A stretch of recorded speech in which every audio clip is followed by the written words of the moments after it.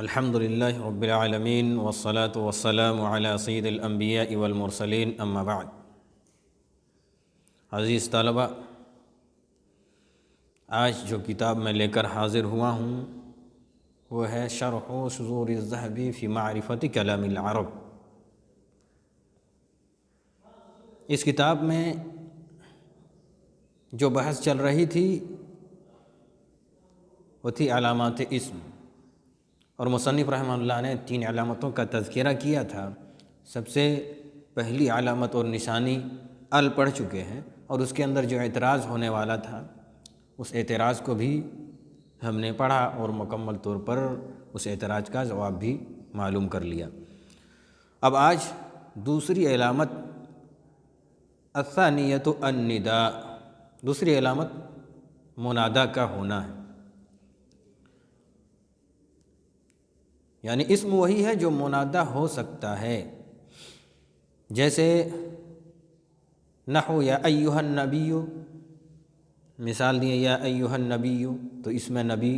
اسم ہے اس لیے کہ اس میں منادا، یہ منادا بن سکتا ہے۔ اور دوسری بات، اس کے اندر الف لام بھی داخل ہے۔ یا نوح اہبط،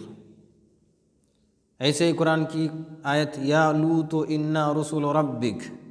ایسے سورہ ہود کی ایک تیسری آیت یا ہود ما جئتنا ببینۃ، یعنی سب کے اندر یا ندا داخل ہے۔ اے نوح علیہ الصلاۃ والسلام اتر جا، اے لوط یقیناً ہم لوگ تیرے رب کی جانب سے بھیجے ہوئے ہیں، یا ہود ما جئتنا ببینۃ، اے ہود تو ہمارے پاس کوئی ایسی واضح دلیل لے کر نہیں آیا۔ ایسے ہی یا صالح ائتنا، اے صالح تو ہمارے پاس لے کر کے آ جا۔ یا شعیب اصلاتک تأمرک، اے شعیب کیا تمہاری نماز تمہیں حکم دیتی ہے۔ ان تمام مثالوں کے اندر یا داخل ہے، اور یا کے بعد جو والا جملہ ہے جو اسم ہے وہ اسم منادا ہونے کی صورت میں یا داخل ہے، ورنہ یہ کہتے ہیں کہ ندا،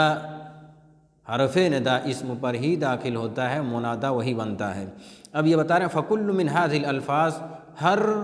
ان میں سے ہر ایک لفظ التی دخلت علیہا، جس پر یا داخل ہے، اسم ہے، ان میں سے ہر ایک لفظ،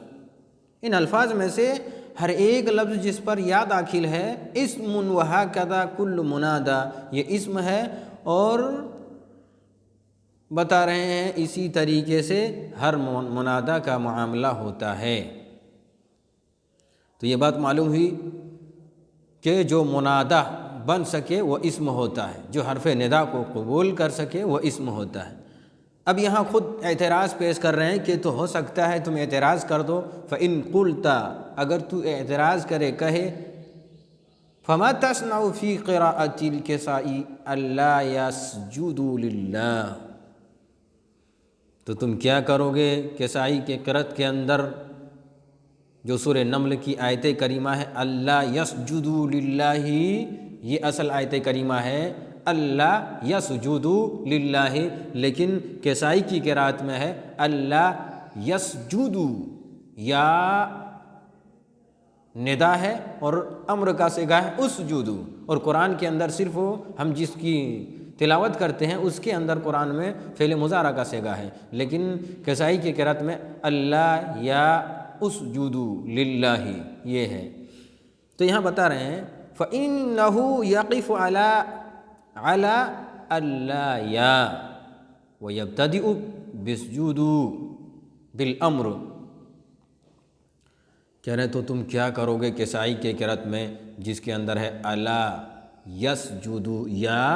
اسجدوا ہے، یعنی فَإِنَّهُ يَقِفُ عَلَى یا، کیسی صورت میں؟ یقف جب رک جائے، علی یا کہہ کر کے، وَيَبْتَدِئُ بِالسُّجُودِ، اور شروع کرے پھر اسجدوا سے، یعنی علی یا کہہ کر رک جائے اور پھر اسجدوا سے شروع کرے، بالامر، امر کے ساتھ،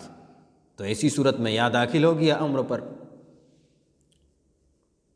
اور منادا صرف اسم ہوتا ہے، حرف ندا اسم پر داخل ہونا چاہیے تھا۔ وقولہ تعالی، اور ایسے اللہ رب العالمین کا قول، یا لیتنا نرد، یا لیتنا نرد۔ ایسے ہی اللہ کے رسول صلی اللہ علیہ وسلم کا قول، یہاں کیا اعتراض ہے؟ یا لیتنا نرد، لیتنا فعل نہیں ہے پھر بھی حرف ندا داخل ہے، نہ اسم ہے پھر بھی حرف ندا داخل ہے، حالانکہ اسم پر حرف ندا کو داخل ہونا چاہیے تھا۔ اور دوسرا اعتراض وقولہ علیہ الصلاۃ والسلام، اور اللہ کے رسول صلی اللہ علیہ وسلم کا قول، یا رب کاسیۃ فی الدنیا عاریۃ یوم القیامہ، یا رب کاسیۃ فی الدنیا عاریۃ یوم القیامہ۔ تو یہاں بتا رہے ہیں کہ یا حرف ندا، یہاں ربا اسم نہیں ہے بلکہ یہ حرف ہے، اور اس پر یا حرف ندا داخل ہو گیا ہے۔ اور آپ نے کہا کہ علامات اسم کی خاصیت میں سے ایک علامت ہے ندا کا ہونا، حرف ندا داخل ہونا اور منادا کا بننا، پھر کیسے آپ نے کہہ دیا کہ یہ علامات اسم میں سے ہے؟ فدخل حرف النداء فیہن علی ما لیس باسم، کہہ رہے ہیں کہ حرف الندا ان اسماء کے اندر داخل ہے۔ فدخل حرف النداء فیہن، کہہ رہے ہیں ان تمام کے اندر، فعل میں بھی داخل ہے، حرف میں بھی داخل ہے، کہہ رہے ہیں ان تمام کے اندر حرف ندا داخل ہے، علی ما لیس باسم، باوجود اس کے کہ وہ اسم میں سے نہیں ہے، حالانکہ ندا، حرف ندا کا داخل ہونا یہ علامات اسم کی خاصیت میں سے ایک ہے۔ اب کیا ہوگا؟ یہ اعتراض ہو گیا، فعل پر بھی یا داخل کر دیا، حرف پر بھی یا حرف ندا داخل کر دیا، اور ایسے ہی اور حرف کے تعلق سے بتلایا، حرف میں بھی داخل کر دیا ہے۔ اب اس کا جواب دیتے ہیں کہ قل، تو میں کہتا ہوں، اختلف فی ذلک ونحوہ علی مذہبین، اس معاملے میں اختلاف کیا گیا ہے اور اس طریقے کی چیزوں میں اختلاف کیا گیا ہے، اور اختلاف کی تو دو صورتیں ہیں، علی مذہبین، دو طریقوں پر لوگ گئے ہیں۔ یعنی دو طرح کے اختلاف ہیں، اور دونوں یہ جواب کی صورت بتلا رہے ہیں، تو اسی صورت میں دو جواب دیں گے۔ نمبر ایک،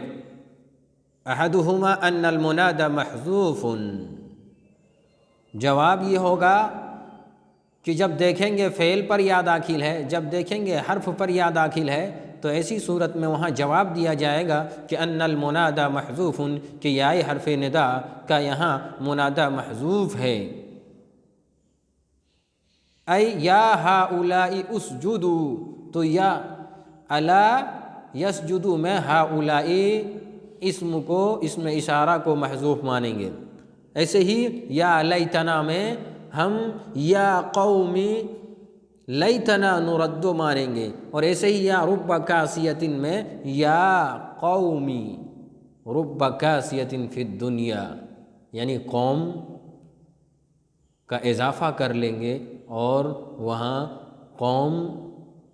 کو داخل کر دیں گے، اور یہ مان لیا جائے گا۔ ایک جواب دے رہے ہیں کہ جب حرف سے، فعل سے پہلے حرف ندا آ جائے اور اس کے بیچ میں اسم نہ آئے تو وہاں پر اسم مان لیں گے، محذوف مانیں گے کہ منادى محذوف ہے۔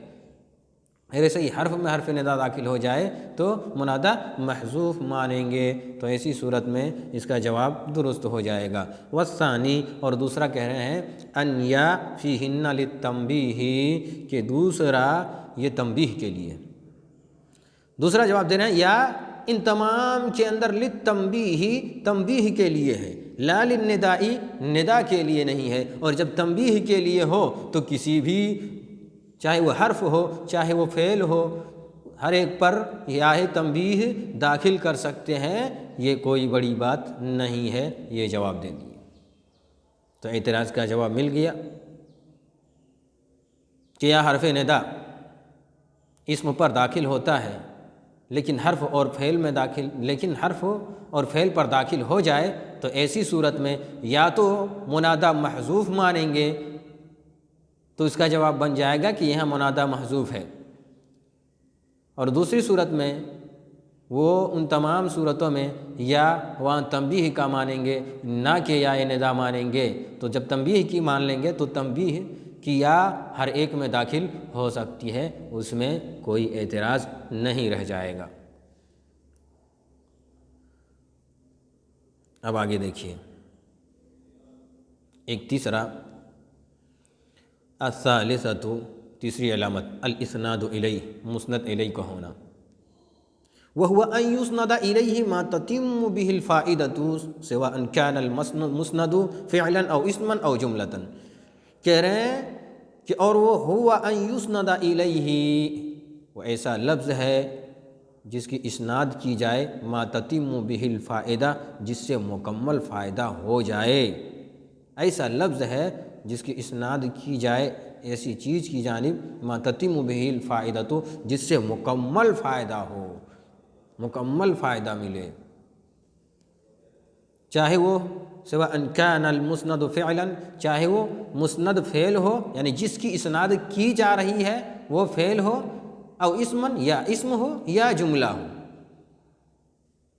کوئی بھی صورت میں مکمل فائدہ دے، جس کی جانب اسناد کی گئی وہ مکمل فائدہ دے دے، تو ایسی صورت میں وہ مسند الیہ ہے۔ فالفعل کاما، جیسے فعل کی مثال، مسند فعل ہو اور مسند الیہ اسم، مسند الیہ تو ہمیشہ اسم ہوگا، اب بتا رہے ہیں فالفعل، جیسے فعل قام زید، زید کھڑا ہوا، تو قام فعل مسند، کھڑا ہونے کی نسبت زید کی جانب کی جا رہی ہے، تو جس چیز کی نسبت ہو رہی ہے وہ مسند ہے، کھڑا ہونا مسند ہے۔ وزید اسم مسند الیہ، اور زید مسند الیہ ہے، اسم ہے اور مسند الیہ ہے، یعنی اسی کی جانب کھڑے ہونے کی نسبت کی جا رہی ہے، تو مسند الیہ ہے۔ تو یہاں فعل کی مثال ہو گئی کہ یہاں فعل مسند ہے، کبھی کبھی والاسم، اور کبھی کبھی مسند اسم بھی ہوا کرتا ہے، جیسا کہ زید اخوک، زید تیرا بھائی ہے، فالاخ مسند، وزید اسم مسند الیہ، تو کہہ رہا ہے یہاں پر اخو جو ہے وہ مسند ہے، بھائی ہونے کی نسبت زید کی جانب کی جا رہی ہے، تو جس چیز کی نسبت کی جائے وہ مسند، اور جس کی جانب کی جائے وہ مسند الیہ، تو زید کی جانب کی جا رہی ہے تو زید اسم مسند الیہ، زید مسند الیہ ہے۔ والجملۃ، ایسے جملہ کی، والجملتی، تین چیزوں کی مثال دے دی، پہلا فعل ہے تو فعل کی مثال قام زید، اس میں قام مسند ہے، اسم کی مثال زید اخو کا، زید مسند الیہ ہے اور اخو یہاں مسند ہے۔ اب بتا رہے ہیں جملے کی مثال، نحو جیسے انا قمت، میں کھڑا ہوا، فقام فعل مسند الی التاء، کہہ رہے ہیں فعل ہے اور تا کی جانب نسبت کی گئی ہے، قام فعل ہے اور تا کی جانب نسبت ہے، نسبت کی گئی ہے، وقام والتاء جملۃ مسندۃ الی انا، اور کہہ رہے ہیں قامہ اور اس کے اندر ملے ہوئے حرف تا جو ضمیر کی طرف اشارہ کر رہا ہے، جملۃ مسندۃ الی انا، یہ ایسا جملہ ہے جو جس کی نسبت انا کی جانب کی جا رہی ہے۔ کیا مطلب؟ یعنی انا فعل مبتدا، انا ہو گیا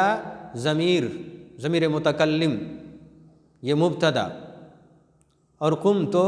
فعل، اس میں تا ضمیر فاعل، فعل اپنے فاعل سے مل کر جملہ فعلیہ خبریہ ہو کر کے خبر انا مبتدا کی، مبتدا اپنے خبر سے مل کر جملہ اسمیہ خبریہ، تو وہی بتا رہے ہیں کہ یہ جملہ کی صورت میں قل تو فعل و فاعل یہ پورا جملہ ہو گیا، تو یہ مکمل طور پر جملے کی مثال ہے۔ بتایا مسند تین طرح کے ہو سکتے ہیں، ایک تو اسم جیسے زید اخوک، اور ایک فعل جیسے قام زید، اور ایک جملہ جیسے انا قمت۔ اب اس کے بعد مسند الیہ کے اندر بھی اعتراض کیا گیا ہے، جس کا تذکرہ آئندہ درس میں ہم آپ کے سامنے رکھیں گے۔ اللہ رب العالمین سے دعا گوں کہ اللہ رب العالمین ہمیں ان اصول و قواعد اور عربی گرامر کو